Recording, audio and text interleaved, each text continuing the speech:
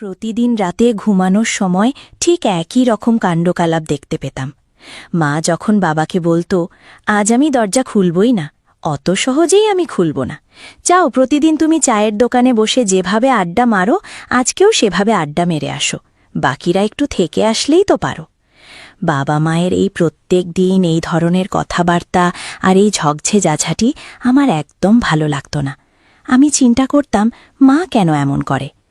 বাবা তবু বেয়ালের ছানার মতো দরজার সামনে দাঁড়িয়ে দরজার শিকল ধরে ঝনঝন করে আওয়াজ করতে আর বলতো, রহিমা আপাতত আজকের দিনটা খোলো না, আর যাব না, আর দেরি হবে না।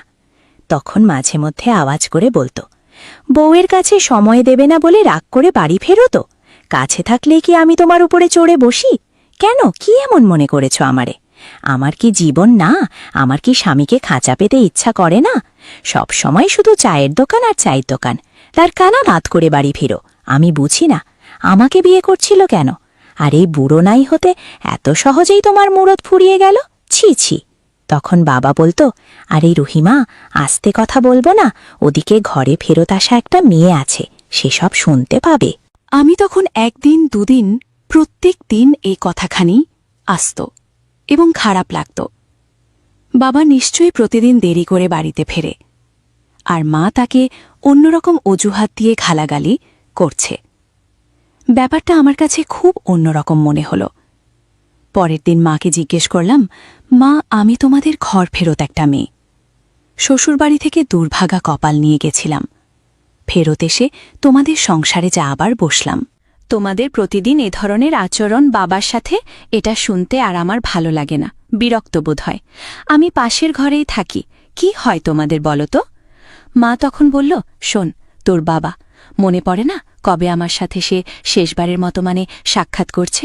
বুঝি না তুই সে প্রত্যেকটা দিন খাওয়া দাওয়া হলে মনে মুখের খুলি, পানির খুলিটা ফেলে রাস্তায় যেয়ে চায়ের দোকানে ওই যে তার মধুর বন্ধুরা আছে তাদের সাথে কি সময় কাটায়, রাত 12টা না বাজলে বাড়িতে ফেরে না। তখন বল, আমি কাঁচা ঘুমটা সবে ঘুমাই, তারপরও আমারও তো তোর বাবার সাথে দুইটা কথা বলার থাকে, সে কখনোই আমাকে সময় দেয় না। সে এখনই বুড়ো সেজে গেছে, আমার আর ভালো লাগে না এসব। তোর বাবাকে উচিত কথা বললেই আমার দোষ। আমি বললাম, মা, তোমরা একটু থামো, তোমাদের এই সমস্ত কথাবার্তারা জোরে জোরে আওয়াজ পাশে বারণ মানুষ শুনলে বলবেটা কি? তোমরা একটু আস্তে কথা বলতে পারো না? মা বলল, কিসের আস্তে বলবো? ও বলে, দেখছি তোর বাবারে, তোর বাবা কিছুতেই শোনে না, সে নাকি আমার সাথে এভাবে কোনো কিছুতে পেরে ওঠে না, তার নাকি অনেক কিছু কষ্ট হয়ে যায়। তা আমি কি তাকে ধরে রাখছি নাকি? সে আসলেই কোনো রকম করে আমি যখন ঘুমায় পড়ি দরজাটা তো খোলাই থাকে। প্রতিদিন এসে সে বেয়ালের থানার মতো পাশে টুক করে শুয়ে ঘুমায়া পড়ে। আমি দেখেও না দেখার ভান করে থাকি। মায়া হয় তোর বাবার প্রতি।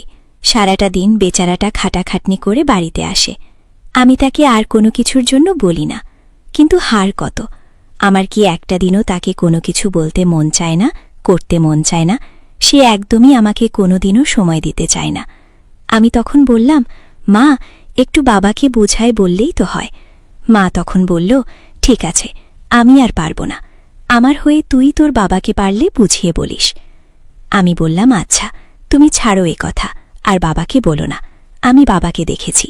পরের দিন শেষে যখন বাবা সন্ধ্যায় বাড়িতে ফিরল, খাওয়া দাওয়া শেষে বাবাকে বললাম, বাবা, তুমি এখন বাড়ি থেকে বের হবে না, তোমার সাথে আমার ভীষণ দুইটা কথা আছে, জরুরি কথা। বাবা বলল, আচ্ছা, আমি আসতেছি। এ বলে বাবা খাওয়া দাওয়া শেষে প্রতিদিন যেভাবে চায়ের দোকানে, হাটে বাজারে, গঞ্জে যায় সেভাবে বাবা আর গেল না। আমার কথায় আমার রুমে ঢুকল আর বলল, কে বলবি বল? আমি বললাম, শোনো, আমি নয় স্বামীর ঘর থেকে ফেরত এসে তোমাদের ঘরে একটা ডাঙ্গুর মেয়েই তো বাস করি, বাড়িতেই থাকি, কিন্তু মায়ের সাথে প্রতিদিন তোমার কি হয় বলো তো বাবা? তখন বলল, এতে আবার তুই কি বলিস, কি এমন হবে? ওই চায়ের দোকানে যাই, একটু আসতে রাত হয়, এই জন্য তোর মা এভাবে প্রত্যেকদিন আমাকে একটু রাগারাগি করে, কি করব বল?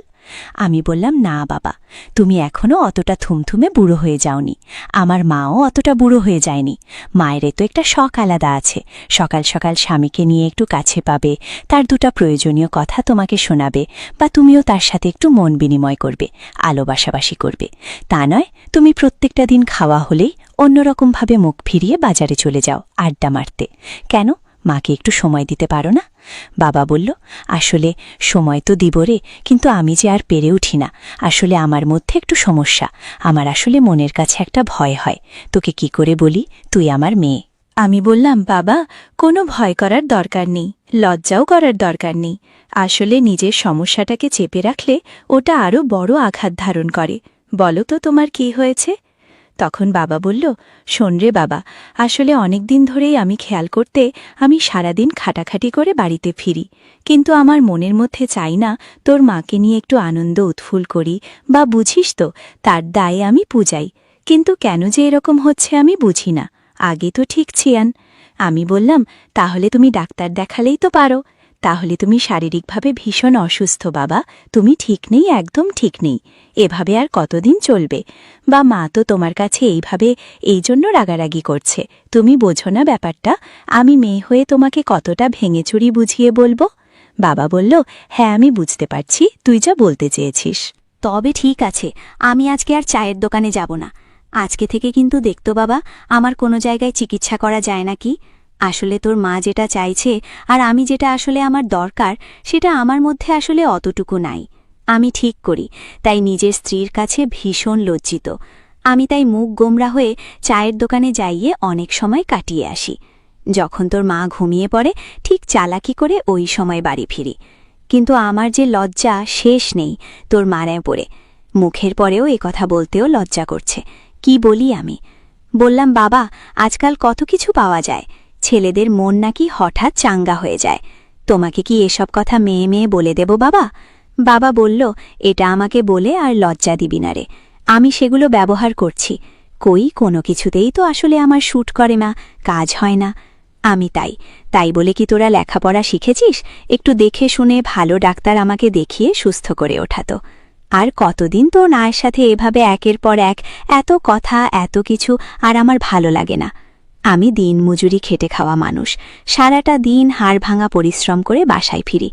রাত্রে যখন নিজের স্ত্রীর কাছে একটু সময় দেওয়ার কথা মনে হয়, তখন আমার জন্য আসমান জমিন এক হয়ে আসে, মহা কঠিন হয়ে দাঁড়ায়। ভীষণ লজ্জিত। এ কথা নিজের স্ত্রীর কাছে একজন স্বামী হিসেবে কি করে প্রকাশ করব? কে কি করে নিজের দুর্বলতার কথা আমি তাকে জানাব? খুব লজ্জা পাই আমি। তাই নিজেকে চায়ের দোকানে বা বাজারে একটা সময় কাটিয়ে নিজেকে বকে রাখে, দিনের পর দিন। এটা হচ্ছে আমার আসল কথা, কিন্তু ব্যাপারটা আজকে তোকে খুলে বললাম। দেখ কি করবি। আমি বললাম, ঠিক আছে বাবা, তুমি আগামীকাল কাজে যাবে না। তোমাকে নিয়ে আমি দেখি একটা ভালো চিকিৎসকের পরামর্শ নিয়ে একটা ভালো চিকিৎসা দেওয়ার চেষ্টা করব। বাবা বলল, ঠিক আছে, কাল তাহলে আমি কাজে আর যাব না। দেখতো মা, আমার জন্য কিছু করতে পারিস কিনা। তোর মা এই যে প্রত্যেকটা দিন যে আরে আমার সাথে এই যে চিল্লাচিল্লি, এই যে এত কথাবার্তা, ভীষণ লজ্জা পাই আমি। অন্য বাড়ির মানুষ এই সমস্ত কথা নিশিরাত্রে শুনলে কি ভাববে তারা বল? আমাদের বাড়িতে কোনো হইলার নেই, কিছু নেই। অযথা তোর মা প্রায় দিনই রাত্রে 11টা-12টার যখন বাড়িতে ফিরি, তখনই আমার সাথে এইভাবে চিল্লাচিল্লি করে। ব্যাপারটা আমার কাছে লজ্জেয় হলেও তোর মাকে আমি থামাইতে পারি না, কারণ আমি তো বুঝি তোর মায়ের ইচ্ছা আসলে আমার কাছে যেটা, আমি তো সেটা ঠিক পূরণ করতে পারছি না। আর এটা দিনের পর দিন সে কি করেই বা মানবে? তার ধৈর্য আর কত সেবা ধরবে? যা হোক, বাবার এই সমস্ত আক্ষেপের কথা সবই জানতে পারলাম। পরের দিন বাবাকে নিয়ে যখন হেমিবেস ডাক্তারের শরণাপন্ন হলাম, ডাক্তার দেখিয়ে ওষুধ পানি ডাক্তার দিয়ে বলল, কমসে কম 1 মাস, ওপরে 2 মাস। 2 মাসের মধ্যে আপনার বাবা একদম পরিপূর্ণ একটা সুস্থ জীবন পাবে, দেখবেন সব ঠিক হয়ে যাবে। তারপর আমি বললাম, ঠিক আছে, তাই যেন হয়। বাবাকে কিছু ওষুধ পানি দিল। আর কিছু মালিশ দিয়েছিল, যেগুলো দিনের পর দিন বাবা ব্যবহার করে যেন একটা মাস হতে না হতেই আমি নিজে কানে চাক্ষুষ প্রমাণ একটা রেজাল্ট পালাম। বাবার কখনো বাহাত বাজারে যেত না। আর মাকে বলেছিলাম, মা তুমি বাবার ওপরে কোনো কিছু প্রেশার ক্রিয়েট করো না। বাবার সমস্ত কথা আমি শুনেছি। নিজের মনের মধ্যে লজ্জা করে অনেক কিছু চাপা রেখেছে। সে একটা মুখ্য সূক্ষ্ম মানুষ, তো কাউকে লজ্জা করে নিজের এই সমস্ত কথা শেয়ার করে না। এই সমস্ত অসুবিধে একদম না জানলে ঠিক হবে কি করে? তারপরে মা বলে, ঠিক আছে, তাহলে কি তোর বাবাকে তুই চিকিৎসা দিয়ে নিয়ে আসছিস? ঠিক হবে ডাক্তার বলছে? আমি বললাম, হ্যাঁ মা, তুমি একটু ধৈর্য ধারণ করো, দেখবা খুব অচিরেই তুমি এর একটা রেজাল্ট পাবে, ভালো রেজাল্ট পাবে, একটু ধৈর্য ধারণ করো। মা বলল, ঠিক আছে। 10-15টা দিন ঠিক অতিবাহিত হওয়ার পরে একদিন রুম থেকে মাঝে মধ্যেই যখন রাত গভীর হল, হঠাৎ হঠাৎ করে আওয়াজ আসতে লাগল, আমি আর পারব না। আগে যেমনটা ছিল অমনই তো ভালো ছিল। একবারও হয় না, বারবার এসব কি জ্বালাতন শুরু করলে তুমি? তাই বলে এতটা কি সম্ভব? মায়ের মুখ থেকে একথা যখন আমি নিজ কানে শুনতে পেরেছি, তখনই চিন্তা করলাম, যাক বাবা, বাবার হয়তো পুরন কোনো শারীরিক সমস্যা ছিল, হয়তোবা সেটা ঠিক হয়ে গেছে, তা না হলে মা একথা বলবে কেন? যাক, মনের কাছে খুশি ছিলাম। বাবাকে কয়েকদিন যেতেই জিজ্ঞেস করলাম, বাবা, এখন তোমার কেমন লাগছে? তুমি কি আগের মতোই আছো, নাকি ডাক্তারের চিকিৎসা নেয়ার পরে নিজেকে একটু পরিবর্তন মনে হচ্ছে? বাবা বলল, না রে, এখন আমি একদম স্বয়ংসম্পন্ন। আর আমি তোর মাকেও ভয় পাই না, কাউকে ভয় পাই না। আমি একটা সুস্থ ছেলে মানুষ। যা হোক, তুই আমাকে এক বাঁচালি না। আমি তোর মায়ের কাছে দিনের পর দিন ভীষণ লজ্জিত ছিলাম। এ কথা কোনোদিন প্রকাশ করতে পারেনি। কোনো স্বামী তার নিজের স্ত্রীর কাছে নিজের দর্দনতার কথা কখনো শেয়ার করতে চায় না, কারণ এটাই ভীষণ লজ্জার কথা। আজকে তুই নিজের মেয়ে হয়ে আমাকে ডাক্তার দেখে যেভাবে খুব দ্রুত সারিয়ে তুলেছিস, এর জন্য আমি ভীষণ উপকৃত হয়েছি। আর এখন তোর মা আমার প্রতি ভীষণ খুশি রে। আর সংসারে কখনো কোনোদিন কটুখাটে কোনো কথা লাগবে না। তোর মাও আর আমাকে গালমন্দ বলবে না। আর আমারও আর ইচ্ছে করে না চায়ের দোকানে যেয়ে ঘণ্টার পর ঘণ্টা সময় কাটাতে। কারণ নিজের মনের মধ্যে একটা আত্মবিশ্বাস, একটা আত্মবল, একটা আত্মশক্তি কাজ করে। মনে হয় আমি একাই 100। তোর মাকে আর এখন আমি অতটা ভয় পাই না। আগে মনের কাছে লজ্জিত ছিলাম এবং ভয় পেতাম। সে যদি আমার কাছে কোনো কিছু আপত্তি করে বসে, আমি স্বামী হিসেবে তার কোনো কথা বা তার কোনো ইচ্ছা পূরণ করার জন্য কিছুই রক্ষা করতে পারব না। তাই হয়তো নিজেকে গুটিয়ে সামলিয়ে রেখে গোপনে গোপনে একটু দূরে সরে থাকতাম। আমারও ভীষণ ঘুম পাতরে। আসলে তোর চায়ের দোকানে বসে থাকাতে আমার আড্ডার ছিল না, আমার একরকম টাইম পাস করা ছিল, যাতে তোর মায়ে দেখে ঘুমিয়ে পরে আমি আস্তে করে যেয়ে তার পাশে শুয়ে পড়ব। সারাটা দিন কাজ করে আসি, ইচ্ছে করে সকাল সকাল ঘুমাতে। কিন্তু তোর মাকে এমন একটা দিন আমি আমার ভালোবাসা থেকে বঞ্চিত করেছিলাম রে। তোর মা একের পর এক এই সমস্ত আমার গ্যাপ সহ্য করতে করতে অধৈর্য হয়ে গেছিল। শেষ পর্যন্ত সে ক্ষিপ্ত হয়ে প্রতিদিন আমি রাত্রে বাড়ি ফিরলে আমার সাথে মুখে মুখে তর্ক করে বেঁধে উঠত। কিন্তু আমি তো দেখিস তোর মায়ের কথায় রেগে যেতাম না, কারণ এটা ছিল আমার নিজের মনের দুর্বলতা। তাই সবকিছুকে মেনে নিয়ে ভীষণ লজ্জিত ভাষায় বলতাম, রহিমা, তুমি আস্তে কথা বলো। এত জোরে আওয়াজ করে এই রাত্রে কথা বললে পাশের বাড়ির মানুষজন শুনলে বলবে কি তারা? ইজ্জত দাবে। তোর মা কিছুতেই থামত না, কারণ সে দিনের পর দিন এরকম সহ্য করতে করতে একটা বিতৃষ্ণা এসে গেছে তার মনের মধ্যে। তাকে এবার কি বলবো? আজকে আমি তোর মায়ের কাছে এক মহারাজা। তোর মা আমাকে ভীষণ আদর করছে, ভালোবাসছে। আমি বললাম, দেখতে হবে না মেয়ে, টাকার তোমার এই মেয়ের কারণেই তো তুমি আজকে সুস্থতা পেয়েছ বাবা, আর বাকিটা ওপরওয়ালা। যা হোক, এখন এভাবেই চলো, বাইরে সময় কাটিও না। তাছাড়া বাবা, আমার জন্য একটু চেষ্টা করো। আমাকে বিয়ে দিছিলে, আমি তোমাদের একটাই মেয়ে। কিন্তু স্বামীর ঘরে যাওয়ার পরেও একটা বছর সংসার করলাম। আমার স্বামীটা একটা যুবক ছেলে, অথচ অকালে ঝরে গেল আমার জীবন থেকে। আমি তোমার ঘাড়ে এসে আবারও চড়ে বসলাম। এদিকে আমার কোনো সন্তানাদিও ছিল না যে সেটা ধরে শ্বশুরের সংসারে টিকে থাকব। তাছাড়া রূপে, জয়বনের গুণে, বাহারে কোনো কিছুতেই আমার কম নেই তো। কিন্তু বাবা, তুমি শুধু তোমার নিজের কাজ নিয়েই ব্যস্ত থাকো। অন্যের বাবারা নিজের সন্তানের বিয়ের জন্য কর্মের পাশাপাশি পাড়া প্রতিবেশী, মহল্লা মানুষের সাথে নিজের মেয়ের বিয়ের কথা শেয়ার করে পাত্র জোগানের সন্ধান করে। তুমি তো আমার জন্য নিশ্চয়ই কিছুই করছো না, কিন্তু কিছু একটা করো, তা না হলে আর কতদিন এভাবে তোমাদের সংসারে বসে বসে দিন কাটাবো, এভাবে খাবো? তখন বাবা বলল, হ্যাঁ রে, তুই ঠিকই বলেছিস। আসলে সংসারটা চালানোর জন্য দিনের পর দিন নিজে হাড় ভাঙা পরিশ্রম করে বেলা শেষে এসে তোর মায়ের এই ঝামেলা নিজের মনের কাছে খুব খারাপ লাগত। বাইরে সময় কাটালাম, কখনো তোর কথা মনেই আনেনি। যা হোক, চেষ্টা করছি তোকে আরেকটা ঘরে বিয়ে শাদী দিয়ে পাঠিয়ে দেব। আমি বললাম, ঠিক আছে। যাই হোক, আমার মূর্খ বাবা তো খুব সহজ সরল ছিল, ভীষণ লাজুকও ছিল। বাবাকে এ কথা বলাতে বাবা, যাই হোক, প্রতিবেশী মানুষের সাথে আমার এই বিয়ে নিয়ে একটু সমালোচনা শুরু করল। আস্তে আস্তে এক ঘটকের মাধ্যমে আমার বাড়িতে পাত্রের সন্ধান আসতে লাগল। আস্তে এটা হয়তো ওটা পছন্দ হয় না, এভাবে যাচাই বাছাই করতে করতে এক পাত্রের সন্ধান জুটল। বাবা আমাকে সিদ্ধান্ত নিল ওখানেই বিয়ে দেবে।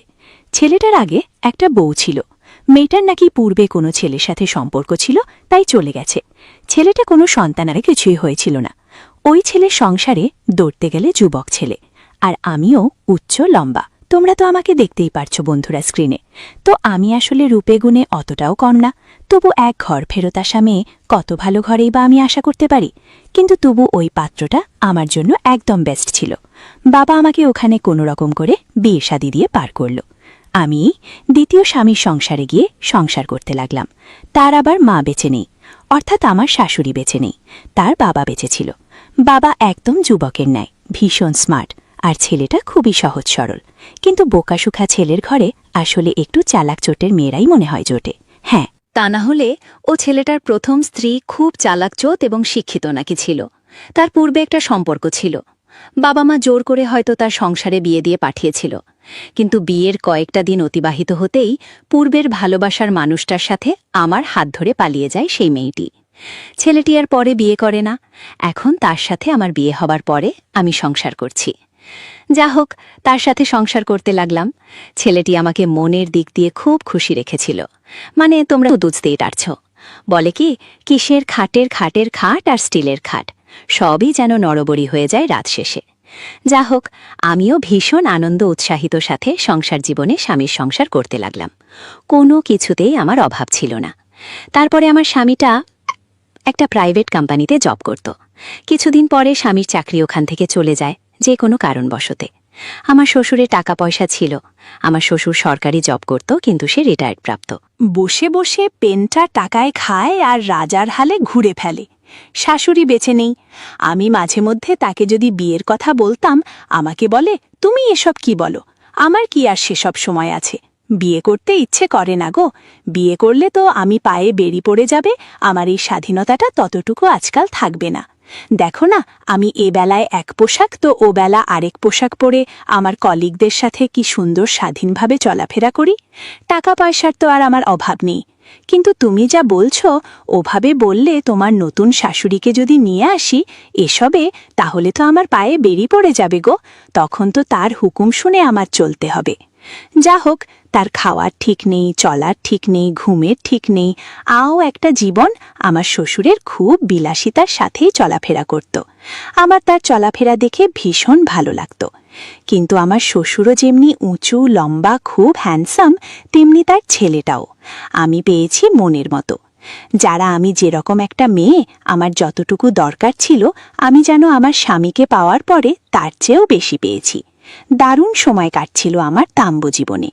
তারপরে যখন আমার স্বামীর চাকরিটা চলে যায়, আমার শ্বশুর সিদ্ধান্ত নিল টাকা পয়সা দিয়ে আমার স্বামীকে বড় একটা এ শহরের ব্যবসা দাঁড় করাই দিবে। আমার স্বামী বলল, না, আমি বিদেশ যেতে চাই। বাবা যদি আমাকে টাকা দেয় তাহলে বিদেশ যাব। হে কেস না, বছর আমি আমার স্বামীকে বলেছিলাম, না, তোমাকে আমি আমার হাতছাড়া করতে পারবো না। তোমাকে ছাড়া আমি একটি রাতও একলা থাকতে পারবো না গো। তুমি বিদেশ যাওয়ার কথা বলো না। দেশে থেকে তুমি ননানো পান্তা আনো, ওতেই আমি খুশি। তবে বিদেশে বেশি টাকার লোভে আমার সঙ্গে যদি যৌনায় রাখবো, এটা আমি পারবো না। আমি তোমাকে ছাড়া একদম থাকতে পারবো না গো। স্বামী বলল, দেখো, বাবার টাকা আছে, তাই বলে আমি দেশে বসে বসে খাবো না। আমি নিজের যোগ্যতায় কিছু একটা করতে চাই। তুমি আমাকে একটাবার সুযোগ দাও না। 3-4-5 বছর বিদেশ করে আসি না একবারবার, দেখি কিছু করা যায় কিনা। আর বাবার যা আছে তা তো আছেই। আমি বললাম, দেখো, আমার কথা আমি তোমাকে বলেছি, আমি জুলুম করছি না, তোমাকে বাধা দিব না। যদি মন চায় এই সুন্দরী রমণীকে ফেলে বিদেশ চেয়ে থাকতে পারো তুমি, তাহলে যাও। কিন্তু আমি মনের দিক থেকে আসলে অনেক কষ্ট পাবা তুমি বিদেশ গেলে। আমি তোমাকে অনেক ভালোবাসি।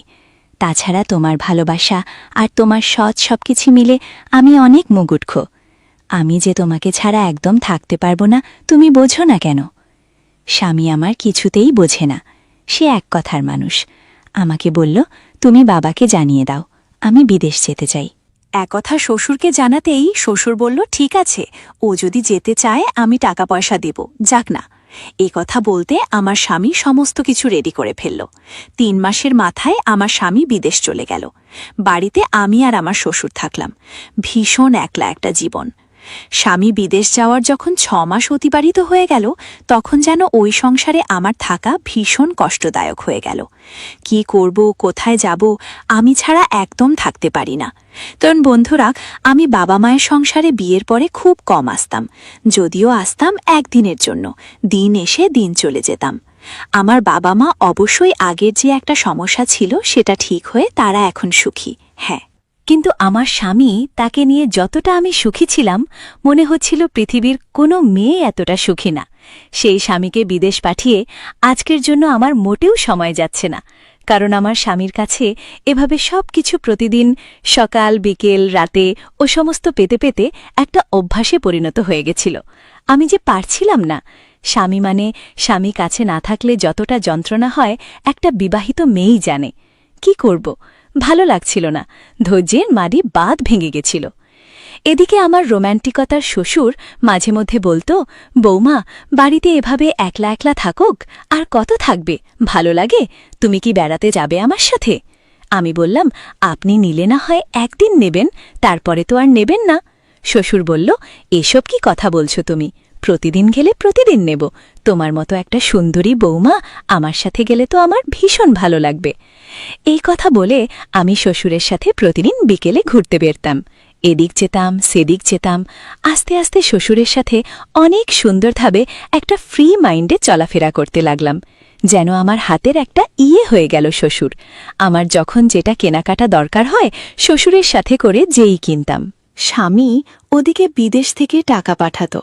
সেই টাকা দিয়ে আমি ইচ্ছে করে নিজের প্রয়োজন জিনিসপাতিগুলো কিনতাম বেশ আনন্দ সহিত। স্বামীর ইনকামের টাকা স্ত্রীর নিজের হাতে খরচা করা একটা মজাই আলাদা। তারপরে বন্ধুরা, এভাবে চলতে চলতে একদিন রাত গভীরে আমার শ্বশুর ওঘাত থেকে আমাকে বলল, বৌমা, বৌমা, কি তুমি জেগে আছো? অর্থাৎ পাশের রুমে শ্বশুর থাকত। বাড়িতে শ্বশুর আর আমিই তো একলা থাকি। আমি বললাম, হ্যাঁ বাবা, আমি ঘুমাইনি। আপনার ছেলের সাথে মোবাইলে ভিডিও কলে নানান রকম রসিকতা কথাবার্তায় বলতে বলতে অনেকটা সময় পেরিয়ে গেছে, ঘুম আর ধরছিল কই। তারপরে মোবাইলটা হাতে নিয়ে একটু এদিক সেদিক এটা ওটা দেখতে দেখতে অনেকটা সময় পেরিয়ে গেছে, কিন্তু আপনি ঘুমাননি, এত রাত হয়ে গেছে। তখন আমার শ্বশুর বলল, না গো, আমি ঘুমাইনি। ভাবছি তোমাকে আমার একটা কথা বলার ছিল, কিন্তু সকালে বলবো তাও বলা হয় না, বিকালে বলবো তাও বলা হয় না। এখন রাত গভীর হয়ে গেছে, তোমাকে ডেকে বলতে হচ্ছে আমাকে। তুমি একটু এরামে আসো। শ্বশুরের সমস্ত কথার উত্তর আমি এই রুম থেকে দিচ্ছিলাম। পরে উঠে গেলাম, বললাম, জি বলুন, কি এমন কথা? এত সময় নিতে উচ্চারা এত লেট করছেন কেন? তখন শ্বশুরমশাই বললেন, শোনো, তুমি ভীষণ কষ্টে আছো, তাই না? আমি বললাম, হ্যাঁ। কষ্ট বলতে আসলে আপনি কি বোঝাইতে চাইছেন? কিসের কষ্ট? মানে খাওয়া পড়া কোনো কিছুতেই তো কষ্ট নেই, আপনাদের সংসারে তো আমি সুখেই আছি, তবে কিসের কষ্ট? তখন উনি বললেন, আসলে একটা বিবাহিত মেয়ে যখন তার স্বামী প্রবাসে চলে যায়, তখন অবশ্যই স্বামীর কষ্টটাই তার মনের কাছে বড় কষ্ট হয়ে দাঁড়ায়। সেদিক থেকে আমি বলছিলাম যে তুমি নিশ্চয়ই অনেক কষ্টে আছো। আমি তখন চিমটাইতে চুলকাইতে বললাম যে হ্যাঁ, আমি আসলে ঠিক কষ্টে তো আছি, কারণ আপনার ছেলেকে আমি অনেক ভালো পাইছি। সে একটা সহজ সরল সৎ মনের মানুষ। তাছাড়া আমিও তাকে যথেষ্ট ভালোবাসি, সেও আমাকে অনেকটা ভালোবাসে। কিন্তু বোঝেনি তো, আপনার ছেলে প্রবাসে যাওয়া আজ প্রায় ৬-৭টা মাস অতিবাহিত হয়ে গেল। মনের কাছে অনেক কষ্টে আছি, কি করব, এটাই তো জীবন। আর মেয়েদের তো একটু ধৈর্য ধারণ করে থাকতেই হবে। কেন, তাতে কি হয়েছে? আমার জন্য আপনার মায়া হচ্ছে বুঝি? তখন উনি বলল, হ্যাঁ, মায়া তো হয়। দেখো, তোমার শাশুড়ি মা তোমার বিয়ের অনেক আগেই আমার জীবন থেকে চলে গেছে। সেও হার্ট অ্যাটাক করে হঠাৎ একদিন হে দুনিয়া ছেড়ে চলে যায়। হয়তো আমার এই চলাফেরার মধ্যে অনেক আনন্দ ও উৎফল দেখো, কিন্তু আওয়ালে আড়ালে আমার মনের কাছে অনেক কষ্ট জুমারা রয়েছে, যেটা যত রাত গভীর হয়, যতটা একা থাকি আমি, তখনই আমার যত কষ্ট মনের মধ্যে উদয় হয়। নিজেকে মাঝে মধ্যে খুব একা লাগে, বুঝতে পেরেছ?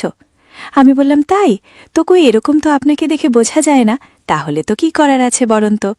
এই জন্যে বললাম যে আপনি একটা বিয়ে শাদী করে আমার একটা শাশুড়ি মা এনে দিন, তাও আনছেন না। এই যে পরের মেয়ের সেবা যত্ন ভালোবাসা পেলে দেখুন জীবনটা অনেকটা পাল্টে যাবে। এই সমস্ত এপিসোডের টেনশন চিন্তা আর থাকে না, নিজেকে এত কষ্ট পাওয়ার সুযোগ হয় না। বিয়ে শাদী করুন না, আপনার তো এখনও ওরকম বয়স হয়নি। এটাই আপনার প্রথম ছেলে, এটাই আপনার শেষ ছেলে। আপনার বয়স কত হয়েছে? আপনার ছেলেই বা কয় বছরের বয়স বলুন? তখন উনি বলে, হ্যাঁ, তা তুমি ঠিক বলেছ, কিন্তু আসলে ইচ্ছে করে না যে শাদী করি। চাইলে তো আমি যখন তখন একটা বিয়ে শাদী করতে পারি, কিন্তু তোমাকে আমার ভীষণ ভালো লাগে, তোমাকে অনেক ভালো বলে জানি। তোমার চলাফেরা, তোমার কথাবার্তা, আর এই যে তোমার ফ্রি মন মাইন্ডের একটা মানুষ তুমি, এই যে আমার সাথে বিকাল হলে ঘুরতে যাওয়া, সব মিলে অনেক ভালো লাগে তোমাকে আমার ছেলের ভীষণ পছন্দ আছে বটে। আমি বললাম, হ্যাঁ, ঠিকই বলেছেন, আপনার ছেলের পছন্দ না, আপনারও পছন্দ আছে, কারণ আপনাকে আমার মানে দেখেই বুঝতে পারছি যে আপনি একটা ভালো সুন্দর বোনের মানুষ। কিন্তু সেদিন আমাদের বাড়িতে যেয়ে একটা ভুল পরিচয় দিয়েছিলেন, বলেছিলেন ছেলের ভাই, কিন্তু পরে দেখলাম তার উল্টো হয়ে গেছে। যা হোক, এটা একটা বিয়ে শাদীর ব্যাপারে এরকম একটু ঠাট্টা মস্কারা হয়েই থাকে, কিছু মনে করিনি। তে এখন আমি আপনার জন্য কি সেবা করতে পারি বলুন তো? আমি কি আপনার কোনো সাহায্যে আসতে পারি? তখন উনি বললেন, দেখো, যদি কোনো মনের মধ্যে একটু দয়ামা হয় তাহলে ওই আর কি, তাছাড়া আর কি বলবো। আমি হেসে দিয়ে বললাম, সেটা একটু পরিষ্কার করে বলতে হবে মশাই, এভাবে বললে কি হবে বলবা? আমার অতটা বালার মতো নেই। দেখো, তোমার চা ভালো হয়। আমি বললাম, ঠিক আছে, চেষ্টা করব। তো ঠিক আছে, এখন ঘুম। আমি আমার ঘর রুমে গিয়ে ঘুমিয়ে পড়ি। রাত অনেক হয়েছে, আবার সকালে উঠে একটু রান্নাবান্নার কাজও তো করতে হবে। সংসারের সমস্ত কাজ তো আমাকেই সামলাতে হয়। এখন ঘুমিয়ে পড়ুন, আর চিন্তা করার দরকার নেই, ব্যাপারটা আমি ভেবে দেখব আপনি যা বলছেন। বলল, ঠিক আছে, আমি চলে আসলাম। একা একা শুয়ে শুয়ে ভাবছিলাম, আসলে শ্বশুরমশাই আমাকে কি বলতে চায়। তার কাছ থেকে তো আমি এক কথায় পাশে এড়িয়ে চলে আসলাম, কিন্তু আসলে তার মনের ভিতরে কি চলছে, আর সে কী বা বলতে চায়। যা হোক, অনেক চিন্তায় জর্জরিত হলাম। নিজের মনের কাছে বারবার একই কথা প্রশ্ন ঘুরপাক খেচ্ছিল, যে কি বলতে চায় সে, কি তার কোন কথাটা আমাকে এসে শোনাইতে চায়। ধরে নিলাম সে আসলে যা বলতে চায় আমি বুঝতে পেরেছি। না, এটা সম্ভব না। তাছাড়া আমি একবার নিজের মনের কাছে হার মেনে যাচ্ছিলাম, যে আমি তো অনেক কষ্টের মধ্যে আছি, কি করি। ভাবতে ভাবতেই চুপ হয়ে থাকলাম কয়েকটা দিন। এভাবে বলতে থাকলো। হঠাৎ আমি গোসলখানায় গোসল করছিলাম, ঠিক দুপুরবেলা। উনি কোত্থেকে যেন তাড়াহুড়ো করে এসে, মানে কোনো হাসি কাশি না দিয়ে হুট করে দরজা খুলেই ভেতরে প্রবেশ করে ফেলে। আর আমি যে অবস্থায় ছিলাম, আমি নিজেকে গোটানোর সময় শুধু পেয়ে বসিনি। আর সে আমাকে ওই অবস্থায় এক নজর দেখে লজ্জায় মুখ ফিরিয়ে ওখান থেকে বেরিয়ে আসে। আমি এখান থেকে বললাম, আপনি এখানে করে চলে আসবেন, একটু হাসি কাশি দিয়ে আসবেন না, জিজ্ঞেস করবেন না যে কেউ আছে কিনা, আপনি এভাবে চলে আসতে পারেন না। ধন বলল, আমি বুঝতে পারিনি, আসলে আমার খুব জরুরি ভিত্তিক কাজ ছিল, তো আমি একটু টয়লেটে যেতাম। আমি বললাম, তাহলে আপনি বাইরেরটাতে যান, এটাতে আসবেন, একটু কেছিকাশি আসবেন না, আমি এই টাইমে গোসলখানায় থাকি। যা হোক, উনি কিছু বললেন না। পরে যখন আমি স্নান শেষ করে ফ্রেশ হয়ে তাকে দুপুরের খানা সামনে দিচ্ছেন, আবার বলছিলাম, কি হয়েছে আপনি এইভাবে আসলেন, আপনি বেহাত কায়দা কিছু শেখেননি? বলছে, তুমি আমাকে শাসন করেছ, বাহ, ভালো লাগছে তো, তবে ভীষণ ভালো লেগেছে তোমাকে আমার। আমি বললাম, হ্যাঁ, সার্কেস খেলা দেখছেন নিশ্চয়ই, ভালো তো লাগবেই। এভাবে আসা ঠিক হয়নি আপনার, যা হোক চেপে যান, ভুলে যান। বলুন না, আমি ভুলতে পারবো না। আমি বললাম, তো? বলছে, কিছু না। যা হোক, এভাবে চলতে ফিরতে একদিন রাত গভীরে আবারও বাইরে মুষলধারে মেঘ গর্জন করছিল। কালো মেঘ ঝমঝম করে হঠাৎ বৃষ্টি নেমে পড়ল। আমি আবার গভীর কঠিন বৃষ্টির সময় একলা রুমে থাকতে পারি না, এটা আমার পূর্বের স্বভাব। আমি তখন তাকে দরজায় নক করে ঢুকে বললাম যে এত বৃষ্টি হচ্ছে। আমার কথার আওয়াজটা আপনার কান অবধি পৌঁছাচ্ছে না বুঝি? তাছাড়া বিদ্যুৎ চলে গেছে। আমি আপনার ঘরে একটু যতক্ষণ বৃষ্টি হয় অত সময় আশ্রয় নেব। ঠিক আছে, বসো এখানে। আগে বলবো না যে বৃষ্টি দেখলে তোমার ভয় লাগে, মেঘ দেখতে ভয় লাগে। আমি বললাম যে কি করে বলবো এত রাত্রে আপনি জেগে আছেন কিনা তাই তো জানি না। যা হোক, যতক্ষণ সময় বৃষ্টি হচ্ছিল আমি ওখানেই বসলাম। তারপরে হঠাৎ করে নিজের মনের অজান্তে তার ভালোবাসার বইয়ের প্রকাশ আমার কাছে করতে গিয়ে বুকে জুড়ে মেয়ে নিজের মেয়ের মতো করে আমাকে ভালোবাসল, আদর করল। কিন্তু শেষ পর্যায়ে তার ভালোবাসার পরিণামটা এমন এক পরিস্থিতিতে আমাকে নিয়ে গেল, আমি আর কি বলবো। যা হোক, সে তার নিজের মনের ইচ্ছাটাকেই পূরণ করে নিল। আমি কোনো বাধা দেইনি। সেদিন যা হওয়ার হয়ে গেছিল। পরে তাকে নিষেধ করেছিলাম, আপনার মনে আর কখনো যেন এ ধরনের কোনো কিছু না আসে। যা হবার হয়ে গেছে, ভুলে যাবেন। বলল, আমি কখনো কোনোদিন এটা ভুলতে পারব না। আমার জীবনে একটা ইতিহাস থেকে যাবে। আমি বললাম, না, এটাকে ভুলে যেতে হবে। বলছে না। আমি বললাম, তো বলছে, দেখো তুমি ভুলতে পারো কি না। আমি বললাম, ঠিক আছে, আমি ট্রাই করে দেখব। তারপরে বন্ধুরা, নিজের মনের কাছে জীবনের অনেক হিসাব মিলাইতে গিয়ে হাঁট পেরে উঠি না, হেরে গেলাম। এভাবে প্রতিনিয়ত তার সাহানুপূর্ণ, তার মানে দর্শন বা তার সানুপূর্ণ হতাম। দিনকাল আমার ভালোই যাচ্ছিল, যথেষ্ট ছিল। উনি ব্যথা টম আছে বটে, আমার সময়কাল খুব ভালো যেত। যখনই বলতাম আমাকে ওখানে নিয়ে যেতে হবে, তাই নিয়ে যেত। যদি বলতাম আপনার কোনো আত্মীয় স্বজনের বাড়ি আজকে বেড়াইতে যাব, ইচ্ছে করে তার কাছে বাহানাটা করলেই সে আমাকে নিয়ে যেত। একদিন তার বন্ধুর বাড়িতে আমাকে নিয়ে যেয়ে রাত যাপন করল। কিন্তু সেদিন রাত্রে তো কি বলবো বন্ধুরা, এক তুলকালাম কাণ্ড ঘটেছিল। সারা রাত সেদিন একটা স্বাধীন জীবন পেয়েছিল। তারপরে বলল, বাড়ির চেয়ে বন্ধুর বাড়িতেই তো ভালো হয়। আমি বললাম, তা তো হবেই। সেদিন তো মুক্ত জীবন পেয়েছিলেন আপনি। যেখানে খুশি সেখানে নিয়ে গেলেন, যা খুশি তা বললেন। নিজের ইচ্ছেটাকে তো ঠিকই পূরণ করে যাচ্ছেন দিনের পর দিন। তখন আমাকে বললে কেন, সময়কাল তোমার ভালো লাগছে না। এভাবে নতুন নতুন জায়গায় বেড়ানো, নতুন নতুন দেশদাম ঘুরে দেখা, এটা তোমার ভালো লাগে না। আমি বললাম যে হ্যাঁ, ভালো তো লাগেই। তেঁতুল বিক্রিও হলো, রেট দেখাও হলো। মনে মুচকি হাসি দিয়ে বলে, ধরে নাও তাই। তোমার কষ্ট যে আর আমি সইতে পারছি না, তাই তোমাকে একটু এদিক সেদিক বেড়ায়ে, প্রকৃতি এ সমস্ত দৃশ্য দেখায় তোমার মনটাকে একটু খুশি করে রাখছি। তাছাড়া আমি কি তোমার কোনো কিছুতেই একটু খুশি করতে পারছি না? আমি সেটাতে তো ভীষণ খুশি আছি। যতদিন আমার স্বামী না আসলো ততদিন তার সাথে আমার এভাবেই বেশ হাসি খুশি, রোমান্টিকতা আর বিভিন্ন জায়গায় ঘোরাফেরা, দেশ গ্রাম নতুন নতুন জায়গায় পরিবেশন করা, মানে দেখতাম, শুনতাম, ঘুরতাম। আমারও ইচ্ছে পূরণ হতো, তারও ভীষণ ভালো লাগত। এভাবে দিনের পর দিন চলতে চলতে এক পর্যায়ে তাকে ছাড়া আর আমি চলতেই পারতাম না। তার প্রতি একটা আমার মায়া ভালোবাসা জন্মে গেল। এক পর্যায়ে আমার স্বামী যখন দেশে ফিরল, তাকে বললাম, দেখুন মশাই, বহুত হয়েছে, আর আমাকে নিয়ে অত ঘুরতে হবে না। এখন আমার প্রাণের স্বামী বাড়িতে আসছে, এখন তারই তো আমি ঘুরব। কিন্তু আগের মতো আর আপনার সেবাদত্ত আমি ঠিক অতটা করতে পারবো না। যতটুকু একটা পুত্রবধূ তার শ্বশুরকে সেবাদত্তটা করে থাকে, ঠিক অতটুকুই করব। অ্যাডভান্স বাবুল, ঠিক আছে, আমিও তোমার অত আশা করছি না গো। আমি একটা বিয়ে শাদী করব, আমার ভীষণ মনের মধ্যে ইচ্ছে হয়েছে। আমি একটা বিয়ে করি, শ্বশুরের কথা শুনে আমার ভীষণ খুশি মনে হলো। আমার স্বামীর সাথে বুদ্ধি পরামর্শ করে আমার শ্বশুরকে একটা আব্রু মেহেদিকে বিয়ে শাদী দিয়ে দিলাম। সে ওটাকে নিয়ে সংসার করতে লাগল। অবশ্যই একটা কলেজের প্রিন্সিপাল ছিল, কিন্তু স্বামী মারা যাবার পরে সে একলা জীবনযাপন করতেছিল। হ্যান্ডসাম শ্বশুরকে দেখতে পেয়ে সে ইচ্ছে করে মহিলাটা আমার স্বামীর সাথে জীবনে জড়ায় নিল। এদিকে আমার স্বামীকে নিয়েও সংসার করতে লাগলাম, আর কখনো তাকে বিদেশ যেতে দিলাম না।